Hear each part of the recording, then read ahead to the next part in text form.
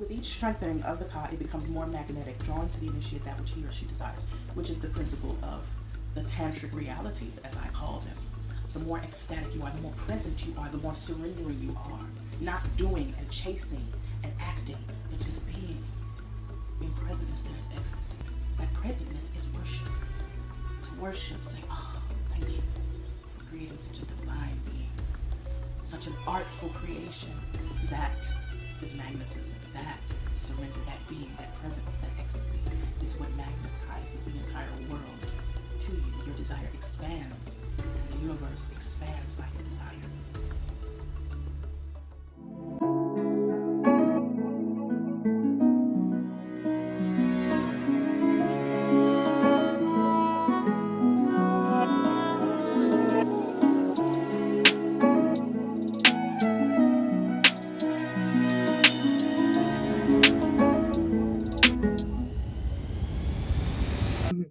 So I'm here to share about my new offering, Overcome Myths of Clitoral Orgasm, or Demystifying Clitoral Orgasm.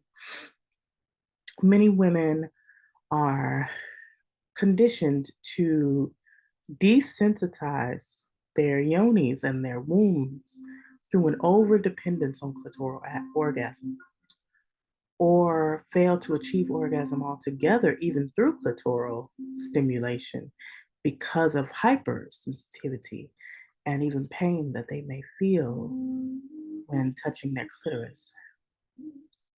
There are many fears and performance anxieties that women experience concerning orgasm and sexual performance.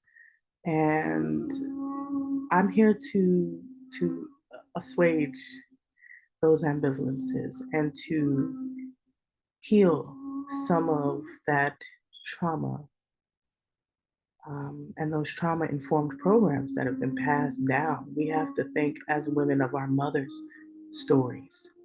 You know, how accessible was their pleasure? And the histories, particularly for women of the diaspora, Black women, African American women, African descent women, BIPOC women, Black Indigenous people of color. We have a specific unraveling of layers and layers and layers of generational trauma that is specifically nuanced from uh, being kidnapped and enslaved, tortured, and mutilated, exterminated, experimented on. There's so many horrors and atrocities. Our Ma'afa, our Holocaust, that continues to this day through many insidious agendas and systematic efforts. So, unraveling that, we are able to find the depths of pleasure. And this course is to assist in that, to assist in learning the different levels of orgasm, which include the G spot, the A spot, the U spot, crygasms, laughgasms, energetic orgasms. We we come together to explore histories of vaginal armoring, which leads to psychological shame and emotional repression, as well as physical blockages. Wilhelm Reich theorized about genital armoring, which applies to men and women. But if here, of course, we'll be referring to vaginal armoring and de-armoring. And basically, I'll go more into that in the course. But you know, armoring comes from shame enforced by things like childhood shaming, when as a tiny child, pre-toddler, your hand may have ventured to your genitals and somebody smacked your hand and startled you. You know, those things, as small and innocuous as they may seem, which we may not even remember, the body remembers everything. The body remembers that shock, that feeling of something wrong, even the pain of that slap and that tap, the feeling of betrayal from one's caretaker or adult, the feeling of confusion. What did I do? Isn't this the same as touching my arm, my face, my nose? The confusion about what one did to receive such pain and alarm and shame. Being shamed for exploring our bodies very, very young. Masturbating and someone busting in the room and shaming you for that. All of these incidences, as much as we may even laugh about it as adults or may have even forgotten it, the body remembers that. The soul remembers that. And it literally leads to actual physical hardening and desensitization, where you create stories and programs of being unworthy of pleasure. And this can contribute to many difficulties to orgasm. And of course, orgasm is not some destination, it's not some final climax. It is the journey of presentness, it is the journey of surrender, it is the journey of deep connectedness in which all ego is lost, renounced, forsaken, and you are rebirthed in total oneness, which is so divine, where your lover is a priest to your soul, a high priest ushering you into initiations through that pleasure into deeper intuition, deeper awareness, deeper transcendence, deeper embodiment. Simultaneously, we transcend the body while simultaneously deepening our embodiment in the body, recognizing the divinity in the body as it was created with such meticulous order that even the most profound scientists still to this day could never even quantify, never describe. The mysteries of the body, as vast as the mysteries of the universe and the solar system, which literally we contain inside ourselves, made of the dust of earth and stars.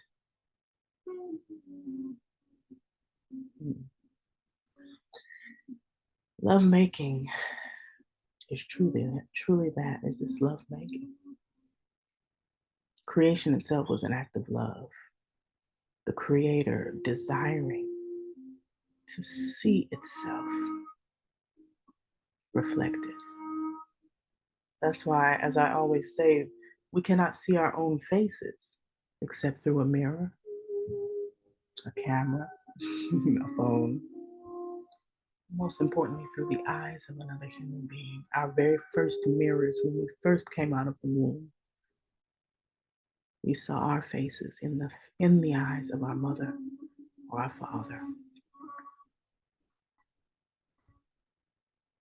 We only see ourselves truly through the reflection of another and vice versa. And that is why we love our neighbor as ourselves, as the Bible commands, because they are our divine reflections, our divine mirrors. And we are meant to see ourselves in them, in their eyes, in their soul. The eyes are the windows of the soul. And thus, as the scripture also says, we see through a mirror darkly or with obscurity, which means it's cloudy. We don't necessarily see it clearly through the limitations of our human understanding, our material understanding, our egoic understanding. That's the right word I'm looking for. But soon face to face, meaning soon we will comprehend through that progressive, that process of denouncing the ego and its false illusions of duality and separation. Soon face to face, we will see that We all are each other. We all are the creator united. um, I digress. So, all of that, although it may seem like a tangent from the original topic, it is. That is what orgasm is. That is what lovemaking is. And that is the pleasure we seek to access, of which clitoral orgasm is only the initiation. It's only step one in a multi-step, multi-orgasmic process to deeper pleasure. The clitoral orgasm is functional in a very physical way, a very meticulously ordered way. The clitoris is not just that pearl that many of us think of. It goes deep inside the womb, deep inside the yoni, deep inside the body, connecting to so many neural pathways and nervous system synapses activated by its stimulation. Like acupuncture, just touching the clitoris in certain ways can literally heal certain organs and parts of your body, wounds inside your body you didn't know were there. With intention, the clitoris is far more all encompassing than we ever give it credit for. And it is functional. It is the first step in a multi orgasmic, even multi-dimensional process of awakening to deeper pleasure and intuition and embodiment and divinity. It is even useful for fertility. I will explain step by step how the clitoral orgasm is just the beginning and is functional in softening and opening the womb to be able to receive penetration on a deeper level without pain and with full pleasure, full arousal, which then produces the optimal cervical fluid, which invites the strongest and most ideal sperm in to fertilize the most ideal egg that has been released. So oftentimes, infertility or the inability to conceive may be linked to an inability to orgasm and to reach those deeper depths of pleasure and opening more mindfully. Clitoral orgasm is very useful in childbirth and labor and delivery. As a doula, we are taught to encourage clitoral and nipple stimulation to release oxytocin, to soften the cervix, to initiate uterine contractions. And the sexual process of man and woman is just a reflection of the birth process. And that is another thing I will get into much deeper in this course. The Bible, there was a great teacher who asked the Messiah, that most people know as Jesus Christ. He asked the Messiah, Yeshua, or some say Yahusha, Yehoshua, Yeshua, the beloved. He asked him, how can a man be born again? Should he go and return back into his mother's womb? Thinking that physically as a man, he was supposed to just bundle up and get back into his mother's womb in the literal sense. But in a sense, through sexual alchemy, that is possible, to be reborn again in the waters of the womb.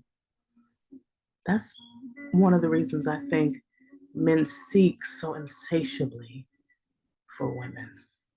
That their whole lives are a quest for union with women, to enter that womb again. That's the journey back to the beginning. We as women are cyclical. We know that. Men are linear and they always go out. Again, back to the hero's journey archetype um, that we see in every film, we read in every book. We know the journey. The journey outside is really the journey back in. The journey for the treasure, the Holy Grail, the Sorcerer's Stone, Harry Potter, or whatever. You know what I mean. The journey of every movie and book and fairy tale is really a journey outward. And then the hero realizes it's a journey back into himself. So men in their linearity, they seek to accomplish great deeds and go out into the world and make something of themselves and discover something outside of themselves, like their penis that directs them outside because it hangs out of their body, right? Um, but they find ultimately that the journey is back within, that what they have really claimed, the treasure they have really claimed, is the character that has been cultivated through the journey, whether learning their capacity for patience, endurance, um, discipline, all these things. And of course, it's not limited to just men. I'm just using them because they are wired in a very linear way to seek answers externally, then to find them confirmed internally. Whereas women, we are already so internal, so introspective and intuitive because our wombs are inside our bodies and they are circular, cyclical. So we know the end from the beginning, the beginning from the end already. We see things in the spirit before we can even prove them or flesh them out. Um, in the prophetic, to see the end at the beginning. But ultimately, the man finds that his desire to enter a woman sexually is his desire to return to that maternal softness where he can be vulnerable. And sadly, the way Western society is built, and even more tragically, the world now is becoming indoctrinated to this westernization and Europeanization, Eurocentrism, this mass global hegemony. And so, unfortunately, many men are not afforded opportunities to be vulnerable, except when inside a woman. That's why it should be so treasured. We should be honored to allow men to be vulnerable in that space when they meet with us, when they meet within us, and understand that we are not to mother them, but in being their divine lovers, we give them that space and softness to return to that feeling of maternal nurturing that they have sought all their lives. So yes, I just digressed into that beautiful path.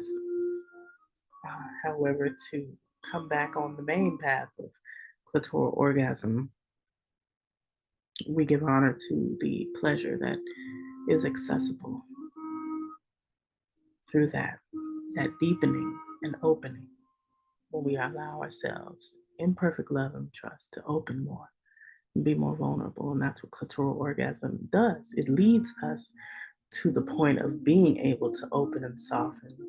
Many women, in fact, can begin foreplay and aren't even fully aroused. And literally, some women do not even release arousal fluid or wetness until they have reached a clitoral orgasm. But unfortunately, many women think that's the end when really you just got started, honey. You just started getting juicy. And a man who has the capacity to continue past the woman's clitoral orgasm will find the many depths and limitless capacity she has for a multi-orgasmic nature. And each orgasm deepens her softness and her ability to achieve more profound levels of pleasure, more healing levels of pleasure, more awakening levels of pleasure. and presentness. So I hope that this has made you more curious about this offering, this course that I'm offering. And I would like to extend, for those who have reached the end of this video, a surprise, a surprise discount. So if you've reached the end of this video genuinely and took the time to watch this full video, I am offering a 40% discount on both the Clitoral Orgasm course, Overcome, as well as the Journey to Orgasm coaching container. So if you've watched this video, so I know that you've watched it, I ask you for two things to answer. One question, you tell me what the proper name of that flower is that you blow and make a wish. And you tell me the name of the person who came up with the theory of genital armoring. And when you reach out to me in my email, which I'll leave in the comments below, I will offer you that special 40% discount on both of those courses, and you can choose which container you'd like to enter. So thank you. Thank you for being present and hearing more about my newest offering. And I may make another video, maybe even a Q&A. If you have questions, you can add them as well, and I would love to respond and make a follow-up. Hope to see you all in this beautiful container.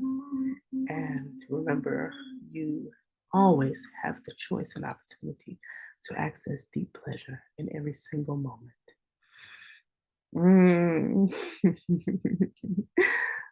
Blessings of bliss.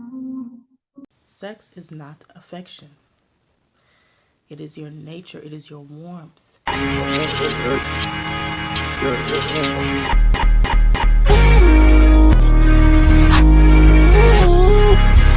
For me.